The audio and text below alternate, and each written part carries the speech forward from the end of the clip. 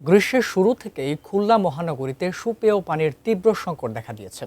কোনো কোনো এলাকায় ১.৫ থেকে ২ মাস পর্যন্ত পানি না থাকায় মানবেতর জীবনযাপন করছেন বাসিন্দারা। খুলনার গ্রিনল্যান্ড বস্তি এলাকায় আছেন বিভাগীয় প্রতিনিধি মোহাম্মদ অসীম। বিস্তারিত জানতে সরাসরি যুক্ত হচ্ছে তার সাথে। অসীম, আসলে এই যে খাবার পানির তীব্র সংকট দেখা দিয়েছে, প্রশাসনের নজরদারিতে বিষয়টি এসেছে কিনা এবং আসলেও প্রশাসন আসলে কি ব্যবস্থা নিচ্ছে জানাবেন। একটু যদি মোটা দাগে বলি সেটি হচ্ছে আবিদ আসলে যাদের ব্যবস্থা নেওয়ার কথা অর্থাৎ খুলনা ওয়াসা এবং সিটি কর্পোরেশন আসলে তারা কিন্তু কেউই কোনো ব্যবস্থা নিচ্ছে না। এপ্রিলের একেবারে শুরু থেকেই কিন্তু এই সংকট দেখা দিয়েছে। অর্থাৎ খুলনা সিটি কর্পোরেশনের যে ৩১টি ওয়ার্ড রয়েছে, ৩১টি ওয়ার্ডের অত্যন্ত 10টি ওয়ার্ডে কিন্তু এই সংকট অর্থাৎ সুপেয় পানির যে তীব্র সংকট সেটি কিন্তু মারাত্মক আকার ধারণ করেছে। আসলে ওয়াসার সঙ্গে কথা বলেছিলাম, সিটি কর্পোরেশনের যিনি প্রশাসক রয়েছেন নজরুল ইসলাম মঞ্জু, তার সঙ্গে কথা বলেছি।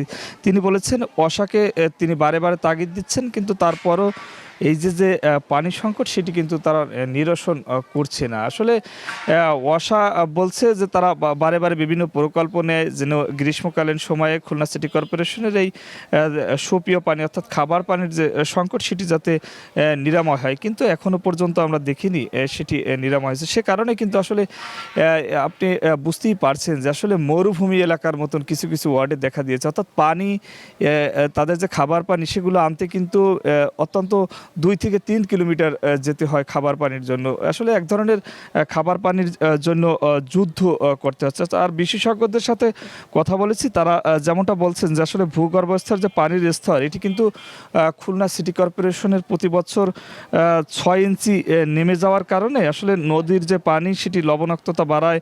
ওয়াসার যে ব্যবস্থাপনা রয়েছে যেগুলো সেগুলোও কিন্তু অকার্যকর হয়ে পড়ে। সে কারণে কিন্তু এই পানির সংকট কিছুতেই নিরাময় হচ্ছে না। আর কবে হবে সে বিষয়ে কিন্তু কেউ বলতে পারছে না। তবে যারা রয়েছেন, আসলে আমি যেখানে রয়েছি খুলনার ডি ব্লকের বস্তি এলাকায়, এখানে তো সংকট রয়েছে। এছাড়াও খুলনা সিটি কর্পোরেশনের বিশেষ করে নগরীর তুতপাড়া এলাকায়, লবণচোরা থানা এলাকায় একেবারে পুরাটাই বলতে পারেন যে পানি সংকট দেখা দিয়েছে। পার্শ্ববর্তী যে রূপসা ভৈরব নদীগুলো রয়েছে আসলে অনেকে বাধ্য হয়ে নদীর পানি খেতে বাধ্য হচ্ছে। নদীর পানিও আসলে একেবারে স্বাস্থ্যসম্মত নয়, সে কারণে কিন্তু আসলে সে পানি খেয়ে অনেকে দেখছি যে আমরা এই স্বাস্থ্য ঝুঁকিতে পড়ছে। অনেক শিশু থেকে বৃদ্ধ সবাই কিন্তু এই যে পানিবাহিত যে রোগ সেই রোগেও আক্রান্ত হচ্ছে।